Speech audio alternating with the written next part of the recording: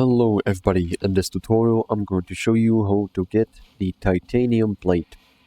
First of all, go to the tech tree. In the tier 4, make sure you got the fabricator and titanium plate unlocked. Also, you can use the electric furnace, but you can also use the concrete furnace in the tier 3 to smelt the titanium ores into titanium ingots.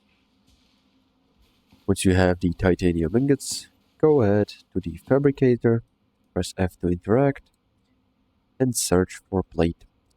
Here you'll see the titanium plate recipe, which requires 3 titanium ingots to make 1 titanium plate. It's gonna take about 9 seconds per craft, and this is pretty much how you get titanium plates in ICARUS.